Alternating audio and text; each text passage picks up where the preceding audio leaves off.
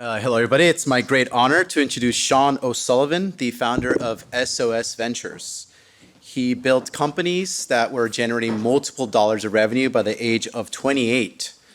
But Sean has humble beginnings. He grew up in New York. He has 9 siblings, and he came from a disadvantaged background. And so I really resonated with Sean because I also have a similar background. And in high school, he was a janitor, a school janitor. And so, his bravery to be mopping the floors in front of one of his high school crushes one time. So kudos to you, Sean, for that one. But his unorthodox beginning doesn't end there. He was in a rock band, obtained a master's in film production from USC, and lived in Baghdad during the Iraq War. He went to school at RSI, the first technical college in the United States. Afterwards, he worked as a computer programmer until he had a near-death experience on a helicopter. So, also a helicopter pilot. So, a lot of unique things here.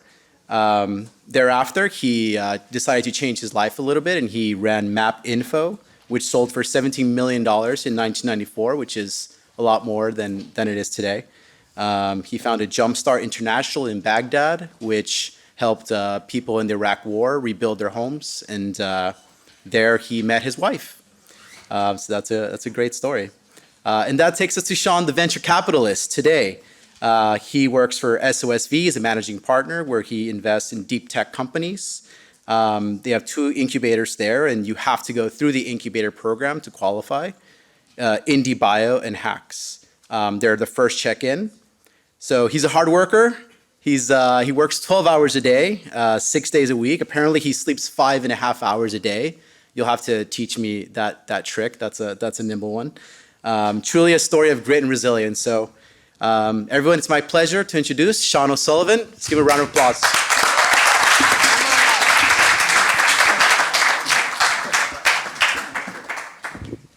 I'll just go ahead and give you this, Sean.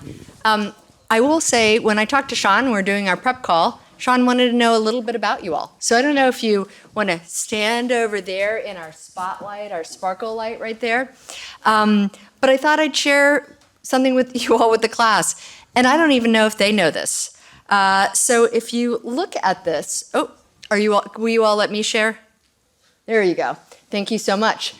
You all took a bit of a study, did a resilience study at the beginning of the year, and you answered some demographic questions. And I used that to kind of give you, to tell you about yourselves.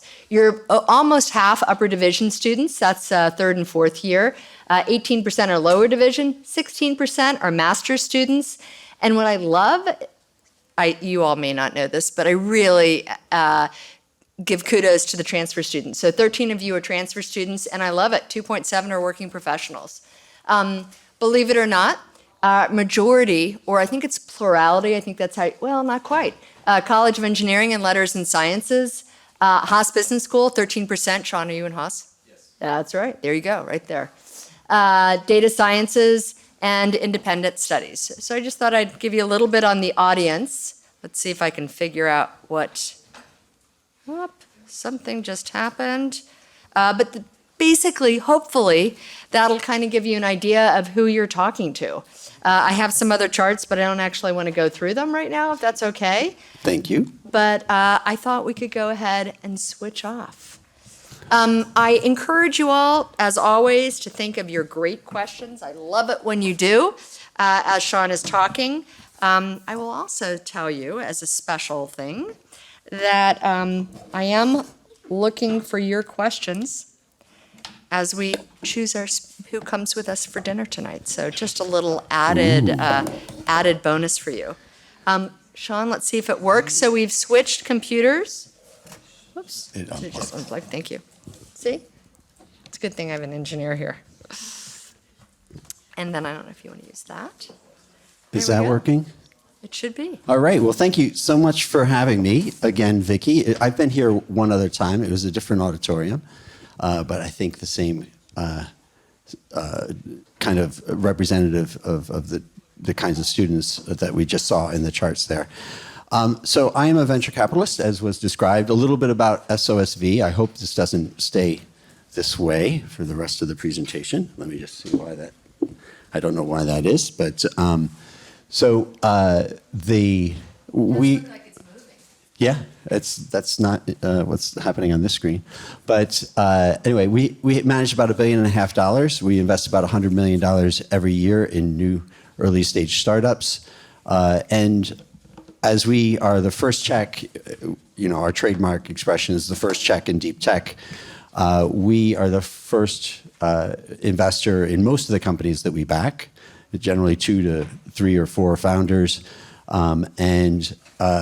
Then we continue to back the companies not just at the pre-seed stage, going through our programs, our startup development programs, which are kind of more like studios than accelerators or incubators, in that we have invested about $50 million into wet labs and facilities and metalworking equipment and circuit board manufacturing equipment, et cetera.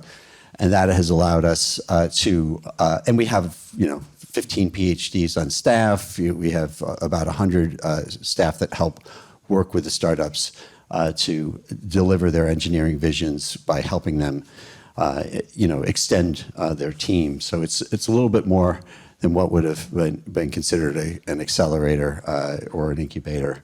But we do that in various places around the world. We are the world's most active, or second most active, most years in terms of human health, as well as in planetary health. Often we're the #1 most active climate tech investor in the world. So those are through our 2 startup development programs, IndieBio and HAX. So a little bit about that. This is, I was asked to show a little bit about my background and cut through the years, what it was like growing up. This is my 8 brothers and sisters. I think this is me. I think that, oops, I pressed the wrong button. That was me, I think. Yeah, that's me. So, I was the 8th of 9 children, and I grew up my biological father, who was the father of all my mother's children, abandoned the family when I was 3. He was abusive, and we didn't want to, we escaped from that. And I grew up on welfare for the first 6 years of my life, and that, or not the first 6 years, but from probably till about age 13 or 14. And then from there, I was able to work and do things like be the janitor at the school and do other sorts of, interesting jobs.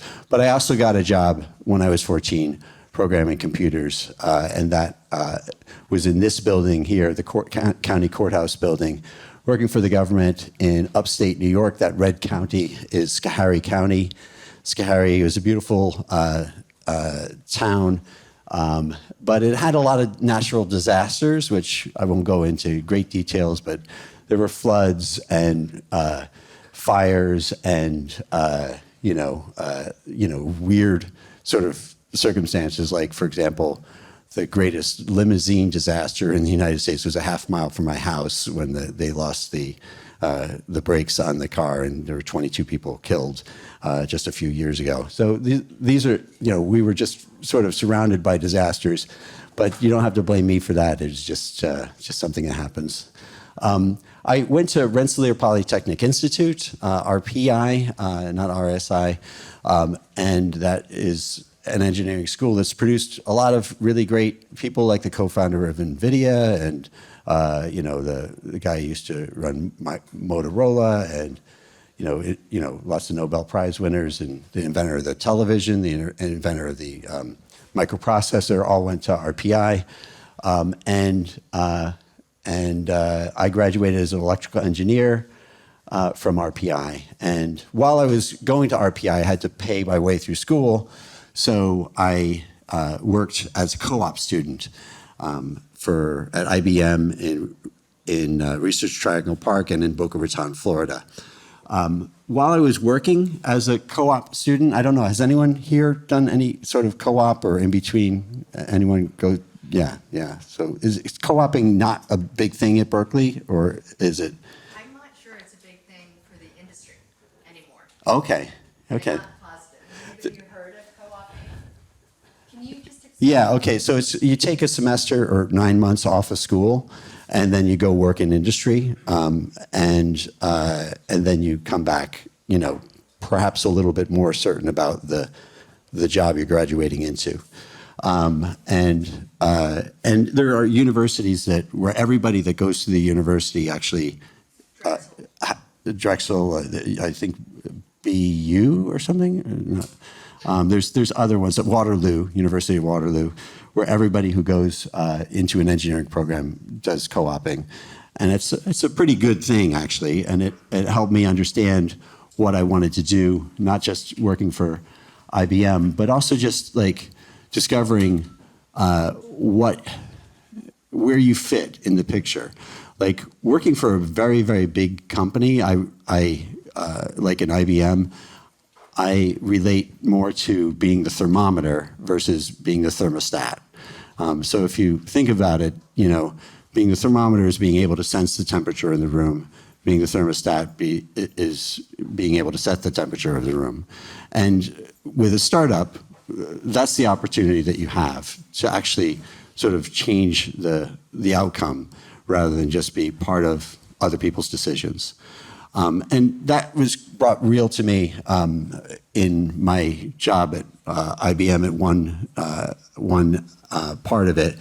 When I was working with a team, I was doing electrical engineering, and there was a team, there was a next neighboring team that had been working on the video phone. Now, you all know the video phone is something called FaceTime or whatever you call it. What do you call it these days, you kids that are talking on video phones on your phones? It's just smartphones. Yeah, but smartphones. But we're just looking at the person while you're talking to them. Back when I grew up, there were no smartphones. There were no cell phones. So this is going back several decades. And that was a big idea, to be able to actually have, through landlines, a video phone and be able to see the face of the other person and chat and do video conferencing and all that.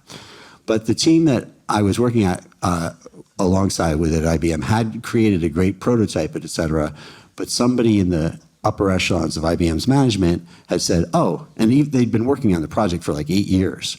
And they had this cutting edge system, but the CEO of the company decided to buy a competing company that had a lot of revenue, didn't really have a good video phone, but they wanted to have the whole product line match up with that bigger company's key systems and telephone systems for corporates. And so they canceled the work of everybody that was working on that team. And that, to me, was the indication that I did not want to work for a large tech company. I wanted to actually work for a startup, because it would have absolutely killed me to have worked, 6-7 years busting my gut for 80 hours a week, and then have somebody in management sort of just kill the project. So that's what happened, and so that sort of woke me up. I wanted to be in a situation where I could have more influence over the outcomes. The other thing that I really loved as an engineering, wow, that looks different than it looks on my screen. But yeah, so the other thing I really loved is the lasting nature of the contributions of being an engineer. Actually, does anyone know where this is? Does anyone recognize where this is or what this is? It's in Spain, that's right. This is in Segovia, Spain. And what structure is this? Does anyone know? Aqueduct, thank you. So it's an aqueduct, and this was in the I just took this picture, in the 2000s, but this was actually the running mechanism for delivering water to the city of Segovia, an aqueduct that was built by the Romans, 2,000 years ago, or 1,800 years ago or something. I just really admire the fact that you can stop so much disease and pestilence and needless work by great works of engineering. And so this is something that really inspired me to go into engineering, to create products that had an impact that outlived my own lifetime and had an impact on the future in some ways. I started, as I left college, as I left RPI, I started a company called MapInfo. So has anyone ever typed an address into a computer or your smartphone and seen a map, a map of the location? So that's what we invented at MapInfo. So street mapping on computers. It became a big idea, and it became a couple $100 million revenue company, and it went public in about when I was 28. So we started by just mapping the United States, mapping the cities first, mapping the rest of knitting together all the cities into the whole street network for the US. We also did it for many, many other countries around the world. And within 7 years, it took about 7 years for about 1 million people to use the technology. It only took another 12 years for 1 billion people to use the technology, and another 2 years after that for 2 billion people to use the technology. So it reinforced my confidence that a small group of engineers with great products can actually change the outcome of society, and actually have an influence on billions of people and on mankind. And obviously there's lots of applications for that beyond just, ordering my Uber or whatever. And we were mostly selling the application for corporate use, for figuring out where to, dispatch people, or how to get, where to put your bank branches, or where to put your cell phone towers, et cetera, to cover the population and the needs of society. But it also had lots of consumer applications, and about 1,000 companies built their products on top of our infrastructure and our APIs and our systems. So many hundreds of millions of people have been touched by the systems, even though Google, dominates the space for consumer mapping these days. But we had the role of creating the technology, and still there's about 1,000 people that still work for MapInfo even today. So after that, I said, okay, well, I'm going to do something else. I actually wasn't very good at managing people, just to be honest. And I was pretty young, and the organization was hundreds and hundreds of people. And I said, you know what, let me hand over the reins to somebody who's better at this. Let me go do something else. And so I became a singer and a songwriter in a rock and roll band. So why wouldn't you do that? So I did that. And that was me wearing the white hat there. And it was Ne me parle pas d'amour was the name of the album. We were speaking English, but we said that Janet speaks French, and singing. And we came out with a couple of mini EPs, and wasn't really my core talent. But we did make it on about 180 radio stations in the United States, and top 40 and I think 70 radio stations. We were #1 in New Hampshire. Is anyone from New Hampshire in the room? We were #1 in New Hampshire for one weekend. So, but it was before you all were born, so, or around when you were born. And the next thing I did is I went to another startup after the band. Effectively, the drummer quit, and then we said, does anybody have the energy to do this? And we basically gave up. And actually, at the same time, some friends of mine who had been involved with the first IPO, the first company, said, hey, this internet thing is going around. You want to come and do it? So I did that. I went and I became the CEO of this company called NetCentric, and the idea was to put software inside the internet, and we called that cloud computing. So we trademarked the name, and before that, it was really just a switched network inside, and so this is before data centers existed effectively, and we popularized that name. The company did okay. It got to about 10 million in revenues, over a couple of years, and then the dot-com crisis hit, which you guys are all going to experience the dot-com crisis actually very soon now. There was the idea that the internet is going to be a very, very big thing, and everybody poured loads and loads of money into it. It was absolutely, gangbusters. Everybody realized this is going to change everything. And they were all right. But they were way wrong in terms of the timing of the economics of it. And they poured so much money in at such ridiculously, inconceivably high valuations that the whole thing fell apart. It was a bubble market. And I say you guys are all going to experience this is because that's where AI is today. AI is incredibly important. It's going to change everything. It's a great opportunity for you all to be using those tools, be proficient at those tools, but accept that there's going to be this massive bubble crash when for the companies for the vast majority of companies that are starting out now. And I'm not discouraging you from joining an AI startup. Go ahead and join the AI startup. Just recognize that the crash is coming. And I say that just to, not to discourage you in any way. Go ahead, live through the crash. It's going to be fun. Just wear a helmet.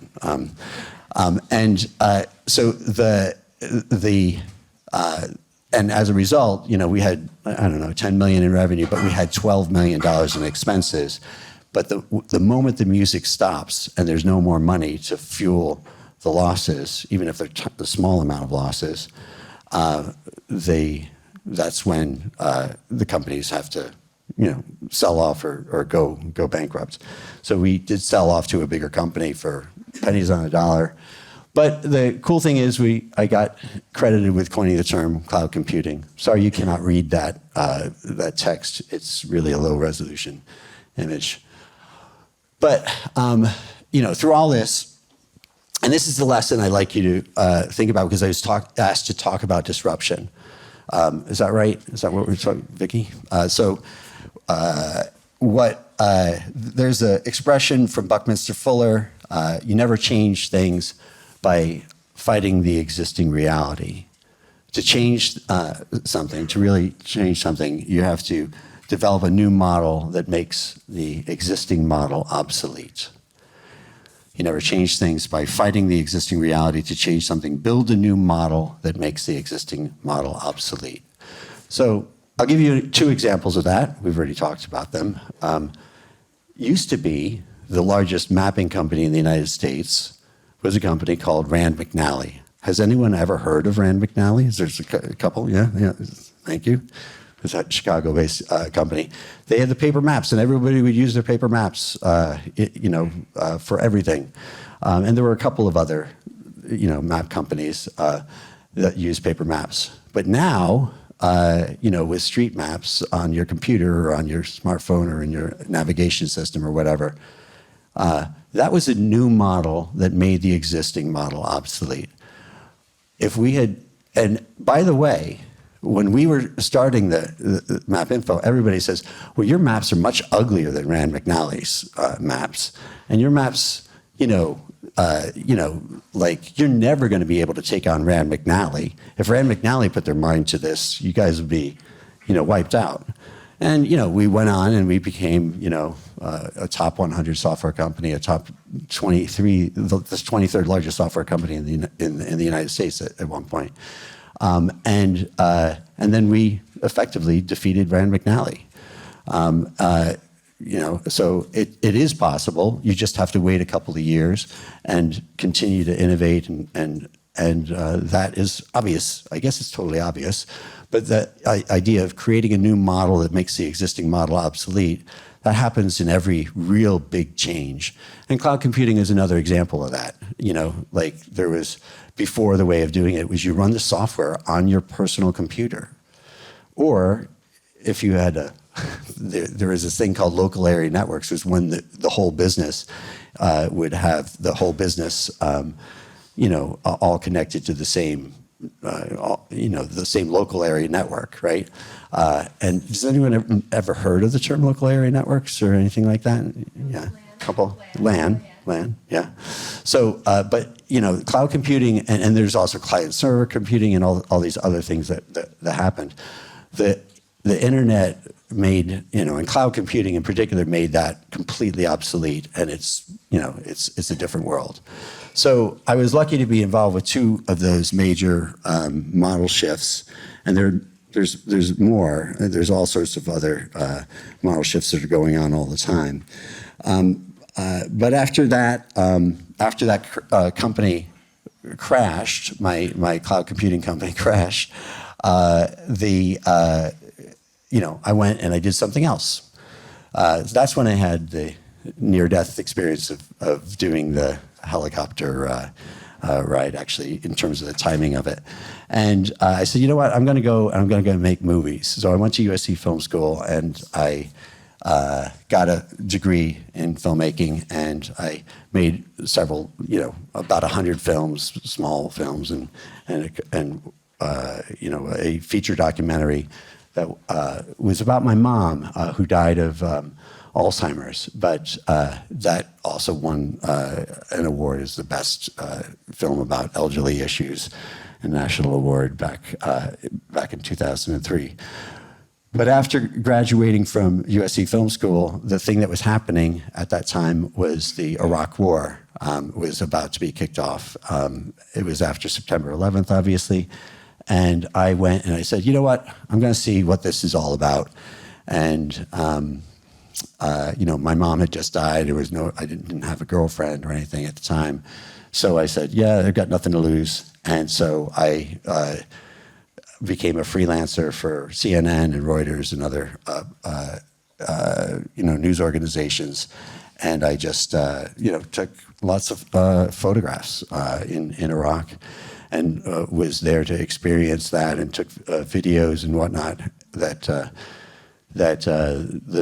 the news journalists like Christiane Amanpour would do the voiceovers for, et cetera. And was not a pleasant experience. In the end, I did start a humanitarian organization called Jumpstart International. I think, oops, let me turn off the volume here. And what we did was we would go in and clean up, burned out and destroyed buildings, whether they be the National Library or skyscrapers or, national museums or hospitals or all sorts of ministries of education and ministries of various things. And then we would, get them ready for reconstruction. And also we ended up building housing for thousands of families. We worked in Baghdad, Fallujah, and Najaf, and Ramadi, and places like that. It was a difficult time to be working there because there was also a very active organization called Al-Qaeda, and they were bombing places.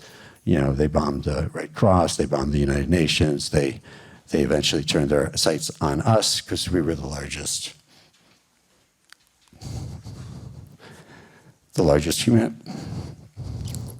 humanitarian organization.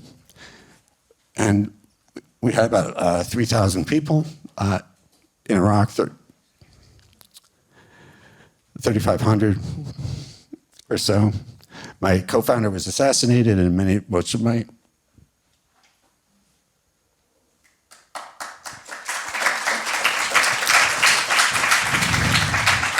thank you.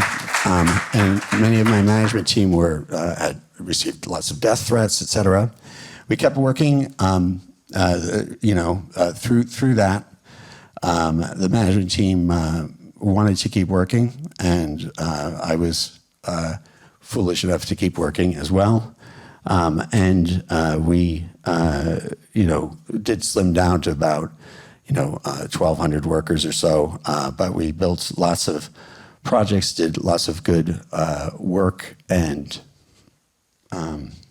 it was a very difficult time.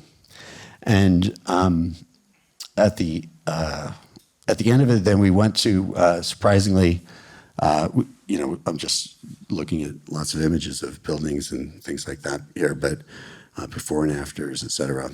But after that, we went to the Gaza Strip, actually, and we worked and we built the Gaza Polytechnic Institute, where up until about 2 years ago, 17,000 students had went to and graduated from that in a technical. It was a technical school.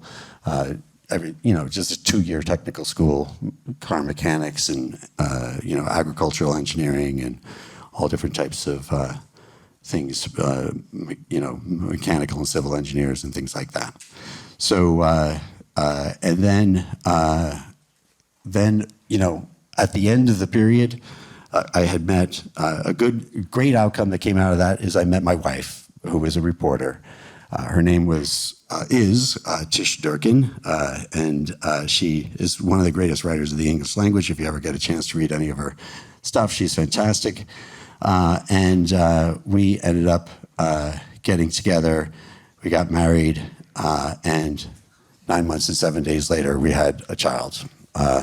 So it was her being pregnant that said, I had a deadbeat dad for a father. I didn't want to be around for my kids. So I said, you know what, I'll stop working in war zones. And so that's what happened. And I moved to Ireland. So this is Kinsale, Ireland. Has anyone been to Ireland before? Anyone? Yeah, a lot of hands. That's good. Kinsale is a lovely town. It's on the sunny southwest part of Ireland, near the south of Cork. But, in all that time that I was doing those other things, after my first company went public, I had made several investments in companies. And even before I went to Iraq, I had made investments in companies that created, has anyone heard of Guitar Hero or Rock Band? Okay, cool. So I was a seed investor. They're cow grads. Oh. Charles is held. Oh, cool. Yeah. Well, there's two groups. There's the guys that made the hardware, and there's the guys that made the software. And Harmonix is the company that made the software systems, and I think the company you're referring to is the company that did the hardware, which actually made it, just absolutely explode. The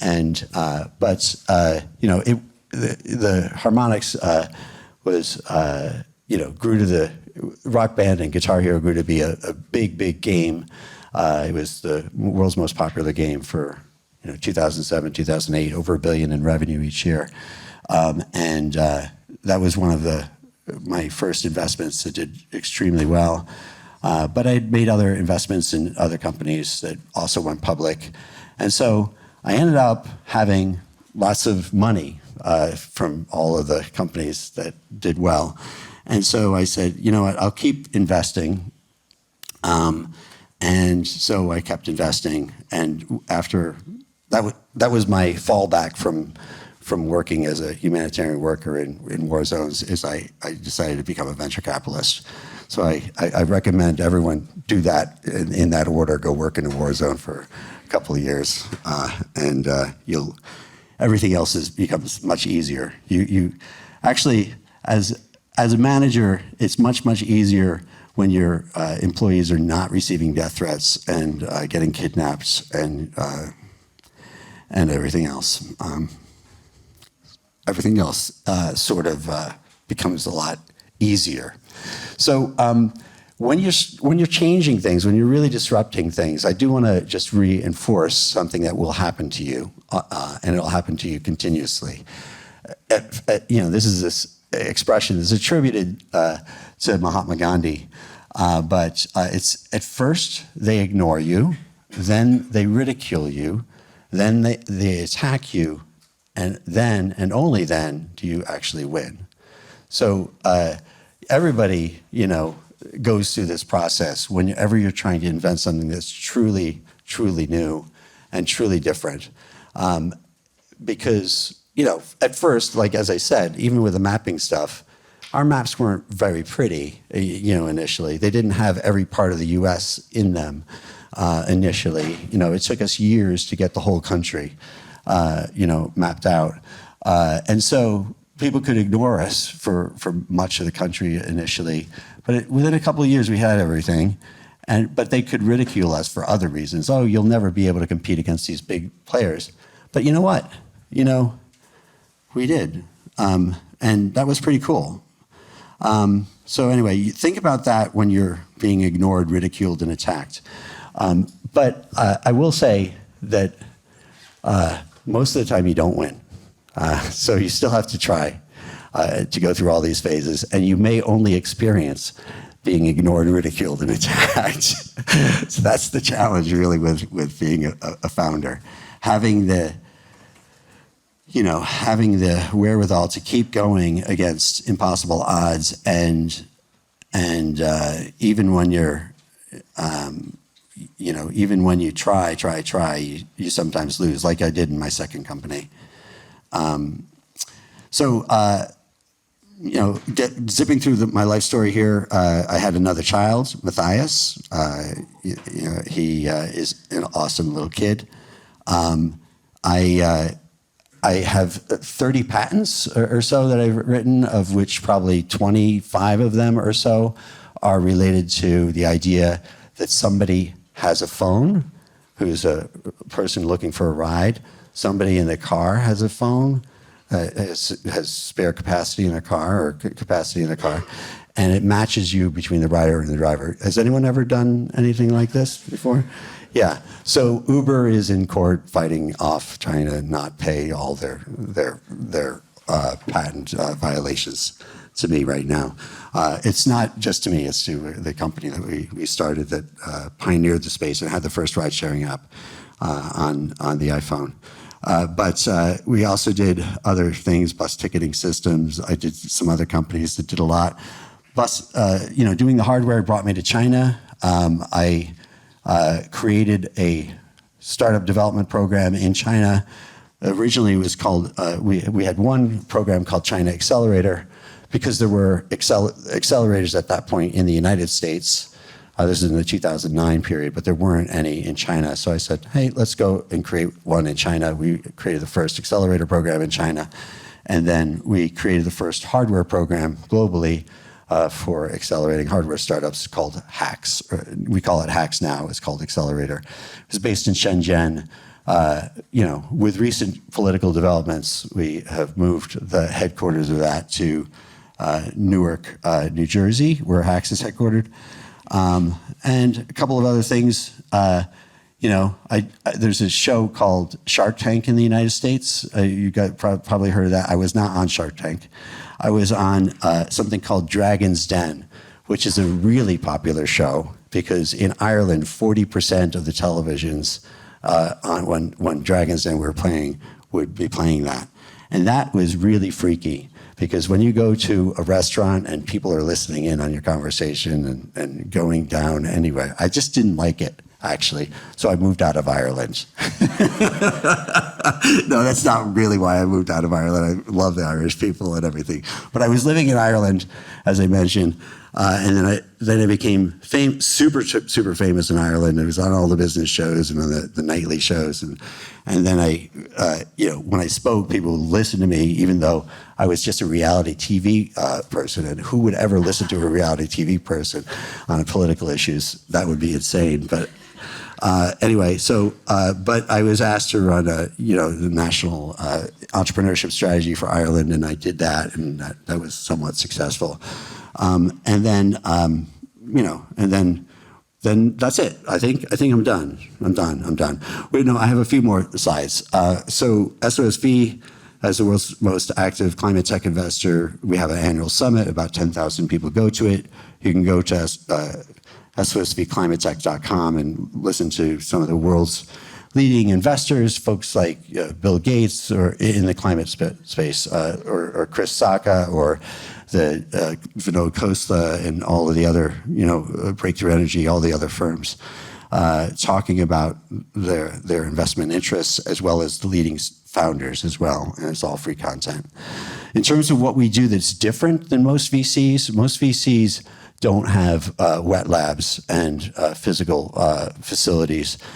We do, our environment is more, it's deep tech. And so we spend tens of millions of dollars providing genetic sequencing equipment in the life sciences space, or, materials development equipment, or microbial or therapeutic development for different types of startups looking to do different things with biology as a technology. And in the hardware space, then we have, Hacks, which is headquartered in New Jersey, but also has operations in Shenzhen and in Pune, India. And we have metalworking equipment and plastic manufacturing equipment and IC and circuit board manufacturing equipment and everything you would need to build robots or scale up some chemical reactions, chem hoods and whatnot to do materials development or energy production work or rare or critical minerals works, et cetera, et cetera. So, so that's about it.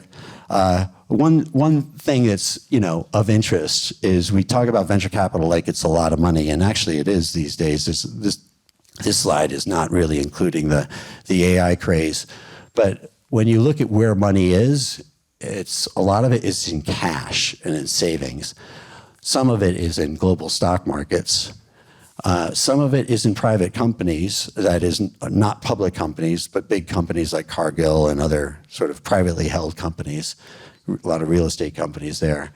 And about $1 trillion of it, up until recently with AI, was in venture capital. So really a pretty small amount, And then if you look at the money that's in the seed market, which is where we compete, we're down here, and actually even a smaller amount is going to help us develop the technologies that we need to deal with the energy transition and invent the new technologies for new energy production and changing the means of manufacturing so that we can produce a abundant society without having to destroy the planet. So I'll just leave you with 2 final slides. Just a reminder, you never change things by fighting the existing reality. To change something, build a new model that makes the existing model obsolete. And a favorite quote from Dr. Martin Luther King Jr., really expressing, I think, what my slides have shown you, is that you do not know where your life is going to take you, but just take that first step. Faith is taking the first step even when you don't see the whole staircase. You guys are all going to be graduating and going into the real world in the next coming months and coming years. And just try to make an impact with what you're doing. And, God bless you on your journey.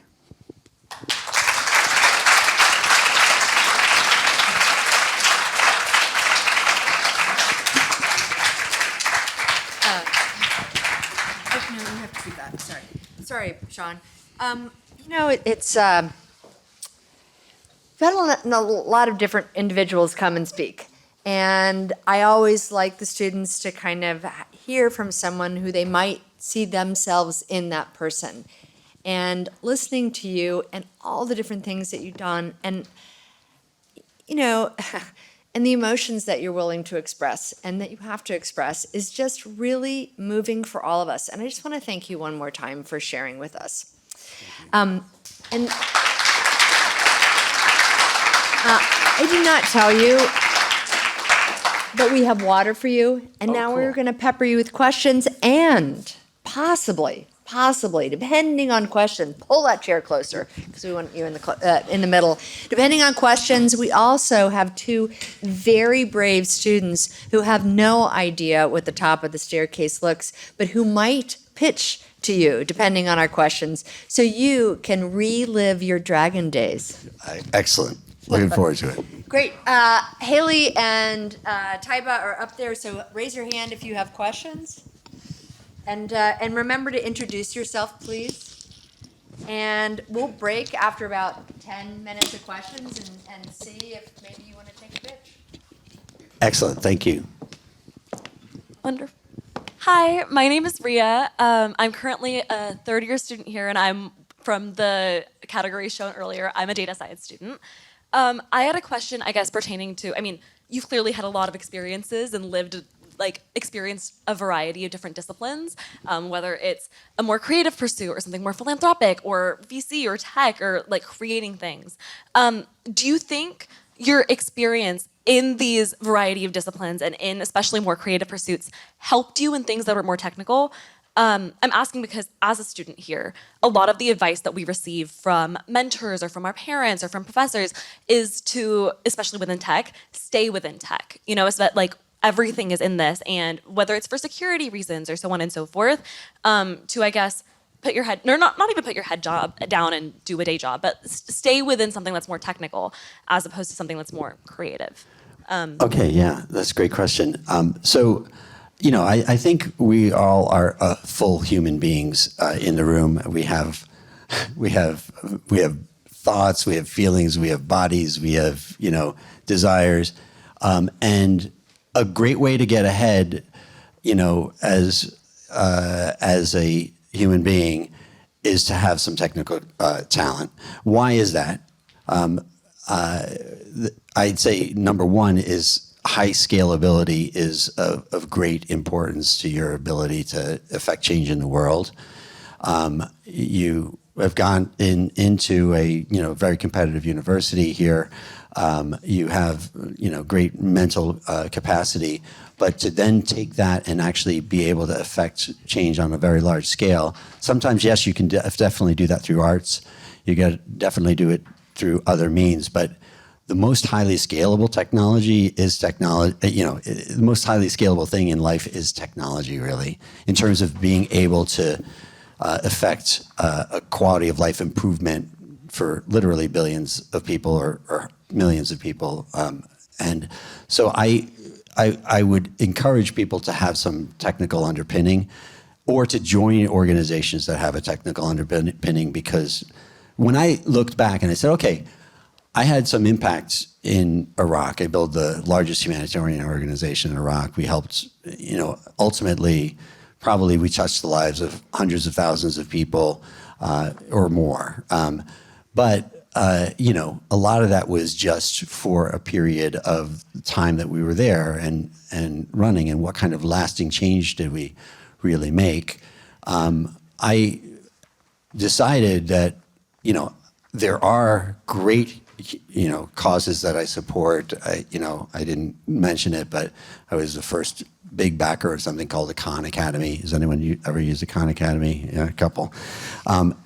So actually, that was helpful in having them make the decision to become non-commercial. I gave them a large check before anyone else did, like $5 million, and that was what helped them make the decision to not become a commercial entity. There are highly scalable things you can do in the nonprofit world. There's highly scalable things you can do in philanthropy, et cetera. But my desire, I think it matched what I would say is great about the technology, either in supporting that with arts roles in technology. I mean, you could be in marketing, you could be in, any kind of role there that doesn't necessarily mean writing the code or designing the circuit boards or whatever. But the impact, I just look at the impact you can have. Ultimately, we all want to live lives full of meaning and purpose. It's not how it starts. I wanted simply, when I was a kid, just to not be cold and to have enough food. And so it's Maslow's hierarchy of needs. You need to be able to provide for yourself. But once you get past that and you can provide for your own personal needs, we like to have, a real impact on the world. I think we all do. And so just think about that as you go through the next couple of years of your life. Yes, you can do it all across the different domains in business and engineering and sciences. But the real question is, how do you be of service to the world effectively in the most lasting way? For me, it came down to engineering and deep tech, because some of the challenges that we're facing are really deep tech challenges, like climate change, et cetera. And we actually have to solve those problems, and disease. I mean, we can all relate to, I think all of us are affected by people we at SOSV, we have two missions we're trying to solve: human health and planetary health. Those are the things, right? Those are the main things. And why? Because, my mother died of Alzheimer's, my son has autism. These are things that I can't get away from. We have to solve these problems, and now they are solvable. Technology and science help us have that kind of impact. So, why not change the world, basically? Thank you. I think you give such I don't want to say unique, but you can really see your experience shine through in your answers. And I think coming from someone who really wants to help as many people as I can, it is incredible to hear that technology is one of the avenues through which, or the best avenues through which to do that. Thank you. Yeah, you're very welcome. I think everybody needs to live a full life. That means also, taking care of your, emotional health, and being involved in the arts to the extent that motivates you, and all of the other things. But in terms of the things that we can have the greatest impact on, I really do applaud anyone who's looking at going into technology and working for those companies to help those missions be really good missions, not just missions to soak up screen time or mine more Bitcoin or whatever, but missions that really have an impact on how we can be of service to others. Thank you. Hi, thank you so much for your very emotional and inspiring speech. It kind of reminded me of this book I read called Dispatches from the Edge by Anderson Cooper. If you've heard of it, it's also sort of like a memoir about wartime stories, being a journalist in tumultuous times. I've heard of it, but I haven't read the book, unfortunately. Okay. So I was a journalist in high school, and my teacher recommended it to me. But now I'm a freshman at Berkeley studying cognitive science and data science and trying to get into tech from a humanities background. So I was really curious, would you be able to share, what your greatest takeaway was from seeing all these diverse groups and complex situations, and how maybe that guided your thinking when you pivoted later on in life to becoming a venture capitalist? Well, a couple of thoughts. Actually, journalism is a super fantastic and interesting endeavor, just because it gives you exposure to change makers, and being able to see and interview people and talk to people of a wide variety of different backgrounds. And so I enjoyed that part of what I was doing for when I was doing it. And to be a documentary filmmaker, which I was for a little while, that also was, really energizing in that way, because you access to other worlds. But another way of simply getting access to other worlds is to travel, and one of the things, they say, if you live in the same place your whole life, it's like reading one page of a book and just reading it over and over and over again. But if you travel, it's like, reading different chapters of the book, or reading the whole story, because you get to see different art forms, you get to see different architecture, you get to see different religions, you get to see different cultures, you get to see different people, and you have a greater understanding of the wide range, yet the unifying nature of what everybody desires, which is to have some peace, to have some good, progress, to build things, to do those things that all humans of any race, any color, any culture are really looking to do. I'm not sure I'm answering your question at all, but I forgot what was the question. I'm so sorry. It was sort of like during your experiences, being a journalist, because you meet so many people, has that changed the way you approach investing, the way you view how people behave? No, I just think having more perspective, to different viewpoints and to different markets is going to make you a richer decision maker, and being willing to ask really stupid questions, which you do all the time as a journalist. I find that extremely liberating when I'm speaking with scientists, I didn't have I didn't have a background in life sciences at all. I was an electrical engineer and, VLSI design and, all those, and I programmed computers. I had 19 different computer programming languages when I was, 19. So I was into those things, but just, by having customers, as an entrepreneur, that exposed me to really trying to solve other people's problems. By being a journalist, it exposed me to a wider variety of different perspectives and different needs. So I would say, I've lived a kind of crazy life. Anyone would look at that thing and say, "What the hell was that guy on?" But because I didn't really specialize, I've been. That's very unique. Yeah. Well. Okay, I'll admit it. I have ADD. Okay, and it's probably obvious. ADHD, I guess you call it here. But so that gets me curious about a lot of things, and I think curiosity is the key to being a great either entrepreneur or a great investor.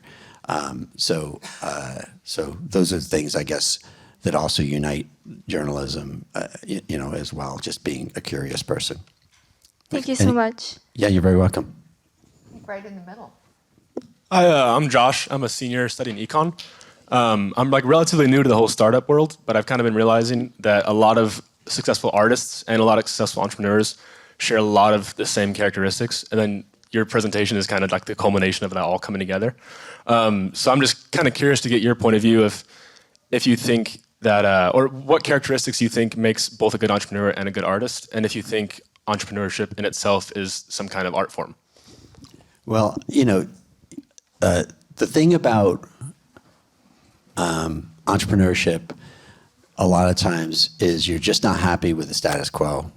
You don't like what is available, in terms of, how things are done, or, the difficulties that you could solve if you apply technology to solving a problem. I think being unhappy with the status quo makes for a lot of good artists as well. Not, the social injustices or the just the unique perspective that an artist is going to have on, on the story they're trying to tell, whether it's a movie or a book or a song. So I guess. So I think, actually, I forgot the question again. It was just if you think, or what characteristics do you think makes a good entrepreneur and a good artist? Yeah. So, it's having a voice that you think needs to be heard, because you think the rest of the world is not doing things correctly. Or you really see that the world needs to change, and you don't think anyone's going to solve the problem unless you sort of step into the breach and fix it. I didn't go to Iraq to be a humanitarian worker, but when I was there, I just saw all these people doing absolutely nothing to solve the problem, and I felt like I could make a change by stepping into the breach, because certainly you don't solve those problems militarily. You actually have to solve the challenges of a society by fixing things at a pace that governments don't fix things at. And so I just sort of stepped into the breach because I saw it and I was there to see it and I saw the gap. And I think that's what makes for great entrepreneurs. They see the gap and they figure out, oh, I can fill that gap, and I need to fill that gap. It was incredibly frustrating for me looking at all these bombed out and burned buildings and all the looting that was going on, all the fires going on around the city as people would loot a building and then they'd burn the building. And it would be not just any building, it'd be like the National Museum or the National Library or the Ministry of Education or hospital or something. So it was really, really, really, disturbing to me. And I just said, I can't stand this. And at the point, I was a proud American, right? I didn't like what we were doing in Iraq. I went to go see what was going on, and I really didn't like the fact that the U.S., had responsibilities and wasn't doing enough about it. So I stepped into the breach, and I think that's what unites a lot of entrepreneurs is they sort of see that gap and they try to fill it. Thank you. Yeah. Hi, right here. My name's Carson, and I'm a third year here. So, all right, so a problem I've found with when you're creating a new model is that when you're in the ignore stage, you have to explain to people what you're doing in order to sell them why they should switch in order to be ridiculed. So I'm curious if you could talk more about your experience going from ignore to ridicule and the various things you've innovated. Well, the thing that I think is how most entrepreneurs succeed is they start with filling a really big pain point. So you go to people who are suffering a lot because of a certain lack of capability. And then you say, I can solve that problem. Here's an example. Here's some software that would solve that problem. And because their pain is so high in a given area, they will pay you for a pretty crappy product that only solves their problem like 80% of the way, but it solves something that's really, really incredibly important to them. And so you start with niches and you go after those niches. And then when those niches work, then you expand to broader areas. It's called land and expand. And every entrepreneur does that with their technology. I think, whatever, I'll give you an example. Airbnb, they started by saying, hey, here's a really shitty situation. You try to go to see a concert in a town and all the hotels are sold out. So, allow people to put in, sleeping bags and crash on somebody's, that's how it started, right? So they just started with that. They landed, they got that, and then they expanded into, people renting bedrooms and things like that. So that's how you do it. In most cases, right? You find a niche that is in a really high degree of pain, and then you go after that, and then you take it from there. Yeah. Hello, I'm Jannis. I'm from Germany for my semester abroad here and part of the startup semester program. And I want to before your time at CNN, when you do filming and also this music part, what do you learn maybe there, what you don't realize at this time, but maybe helps you later on? Well, okay, so the filmmaking is very easy because filmmaking is just about storytelling, and entrepreneurship is also about storytelling. Sales is about storytelling. Whether you're getting equity into your company from some investor, or whether you're getting a customer to want to buy your product. So that, I think, I actually, when I was growing up, I read a lot of books. I remember in 5th grade, I set a school record. I think it had been, if you read 100, the record had previously been 125 books or something in a school year. And I read 535 books in 5th grade.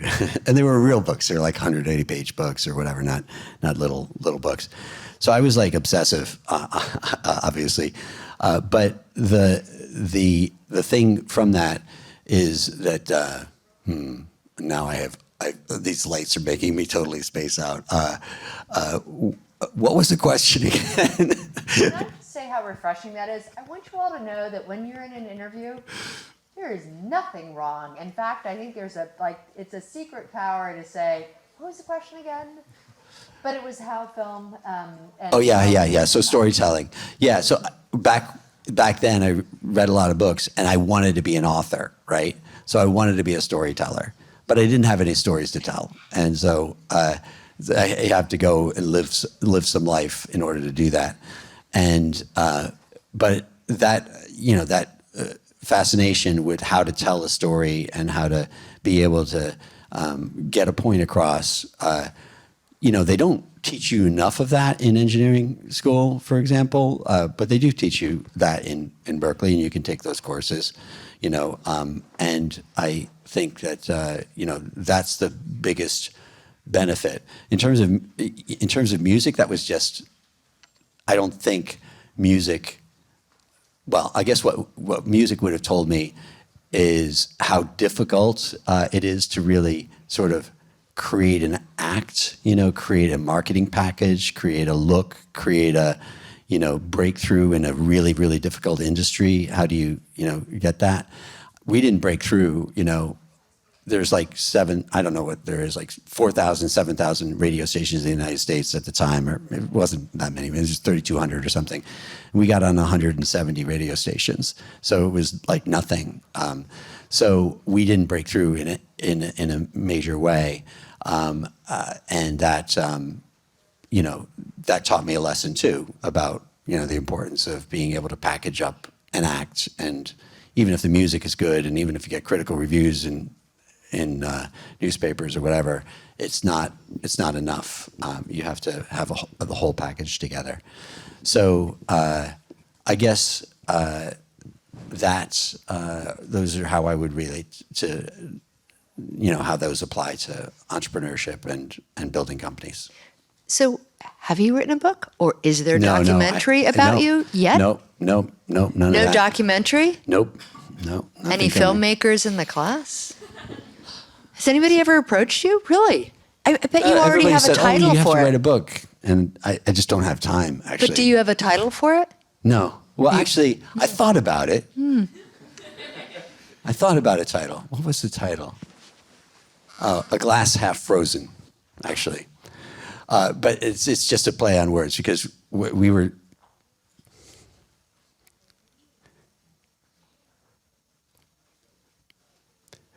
Because growing up, it was so cold in our house.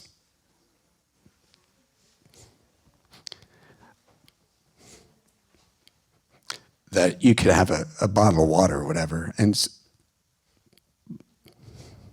Yeah, we can imagine. But, sorry, guys. And when you woke up, it'd be frozen. A glass half frozen. Yeah. Which is, it's interesting, because ice is brittle, but you're so flexible and agile. So it's an interesting title. Yeah. Anyway, it was just an idea, but it's great actually to come through challenges, and I am deeply grateful that I actually grew up with the challenges that we had. When I graduated high school, or even college, actually, I'm same height as I was back then, but I weighed about 60 pounds less than I do now, just because of, food and things like that. So, but it's actually a great superpower to have hardship in your life, and there's so many people that have had their harder lives than any of us in this room, including myself. And so if you do come from a very difficult background, please just use that as fuel. Anything is possible. And I have to say, America is a great place for enabling people that come from really difficult backgrounds to make it out. Sean, I know we have a couple more questions, but I actually think it's a good place to just put a pause, because it's just you have shown us incredible resilience. There are a couple students here. We have a newer class called Applied Resilience, and we're trying to teach it as a skill. But you live it, and you're showing that to us as you're talking. And I hope you'll stay, because I know students will want to ask you questions one-on-one. But in the meantime, I just want to thank you. Thank you. You're welcome.